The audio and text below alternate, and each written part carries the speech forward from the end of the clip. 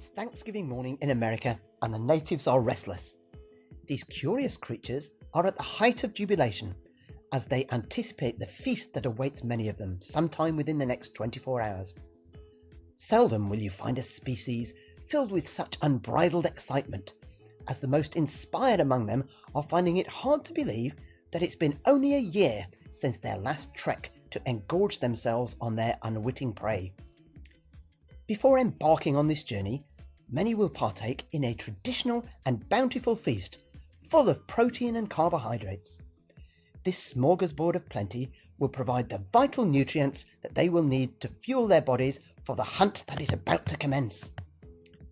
Some within the more indigenous communities will don the uniforms of their favourite armoured gladiators and watch live exhibitions of brutality in an effort to hone the skills that will soon become necessary to fend off others from their keep. Protecting one's prize can often be a competitive and exhausting sport. In stark contrast to these brutes, there are those within the community who will lull themselves into a self-induced coma using a substance called tryptophan to conserve their energy for the deluge that is to come. At the stroke of midnight in some places, and at the crack of dawn in others, these creatures will awaken and lose all decorum and any notion of restraint as they actively stalk the prey they've coveted for many months. From electronic gadgets and toys to fashions and tools, the utter chaos of the annual Black Friday shopping spree has begun. The most daring and adventurous of this marvellous species, the rummagers, will brave the elements to wrangle their game in person. This warrior class will scurry from venue to venue to forage for their prized game. This warrior class has been known to scavenge for hours in search of the perfect prize game. Demonstrating a vast array of ingenuity and cleverness, these most devoted of the group typically stack their keep in wheeled carriers and push them euphorically throughout the hunting grounds until they can ill afford to carry any more. Rummagers are well known for their heart-pounding, adrenaline-seeking need for instant gratification. A ceremonious exchange of tokens often marks the end of this incredulous hunting ritual for this group. Among the most sophisticated of the species are the ambush hunters. These seemingly docile creatures have adapted a rather peculiar approach to hunting, whereby they lure their unsuspecting prey directly to their burrows with hardly little effort at all. By using a mechanical device to create a repetitive clicking sound, these plunderers can create an exact image of their intended quarry on the face of a brightly lit tablet.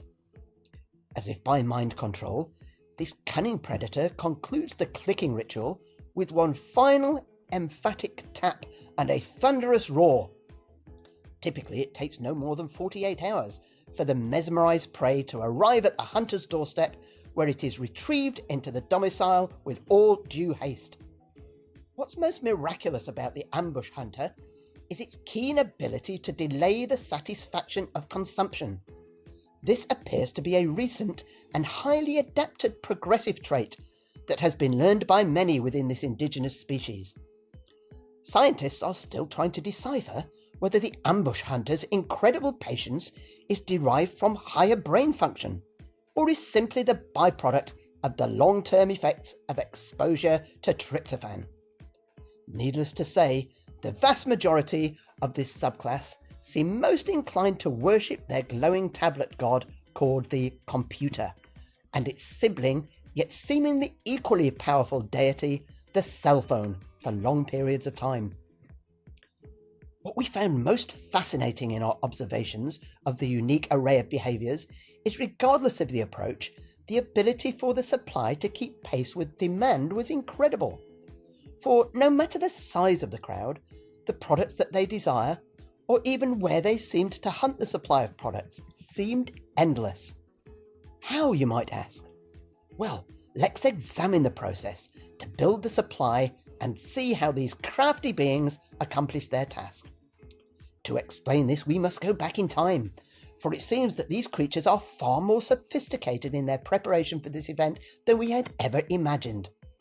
Let's go back in time to explore how the supply for Black Friday was created.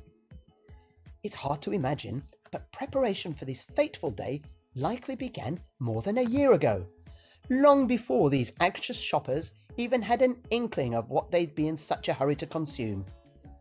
A select group of workers, operating in a hive-like facility known as a factory, work to manufacture these end products.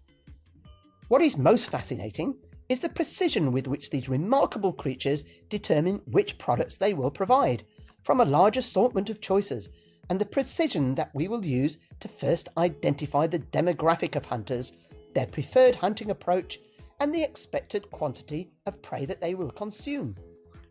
As if by sorcery, these creatures will leverage the computer god, where they will calculate with highly evolved mathematical algorithms to determine with a high degree of accuracy the demand for each type of game. These magic calculations are known as forecasts in the native vernacular and may contain bits of information derived from the previous year's consumption patterns of similar products, and often correlated information like cost and even weather. How fascinating!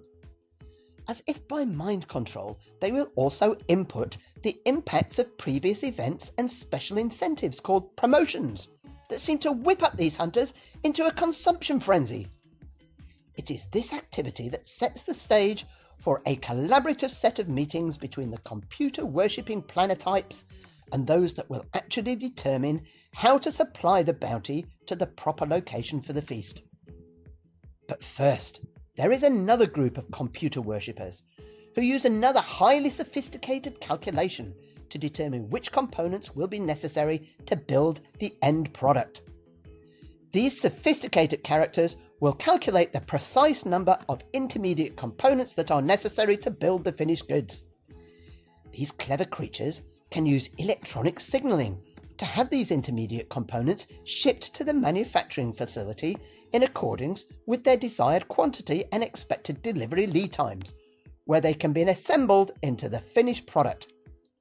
We have watched the building creatures for quite some time, and we've noted that they have a keen ability to follow a well-choreographed set of steps that seem to be sequenced in perfect order to minimize impactful changes in machinery and disruptions in flow, while maximizing productivity. Yet another wondrous gift from the computer god.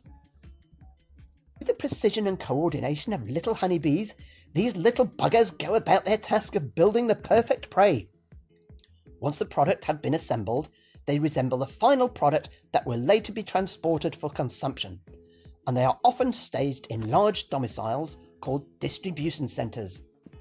These creatures seem to take great care to keep the quantity of these consumables in fine balance with the expectations that they derived from the original forecast. It appears that these creatures really care when they have more product than can be consumed at a given time.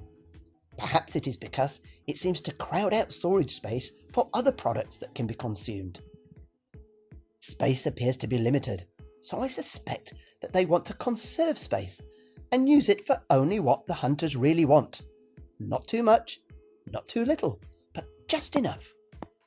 The combination of manufacturing and inventories will build rapidly over time until a critical mass of product is available to be shipped off for the big day.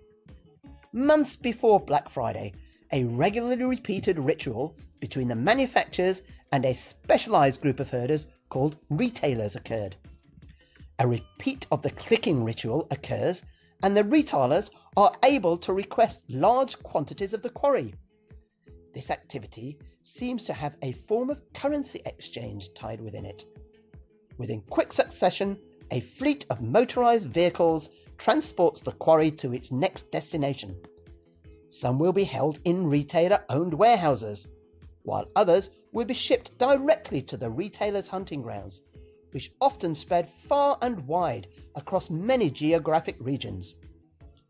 Given the knack of these creatures for optimization, I wouldn't be surprised if they didn't use the computer guide to determine the shortest and least expensive shipping routes between storage locations. I'm sure they've timed the arrival perfectly to coincide with the start of the Black Friday hunting season. Happy hunting, everyone, and a successful Black Friday to you and yours.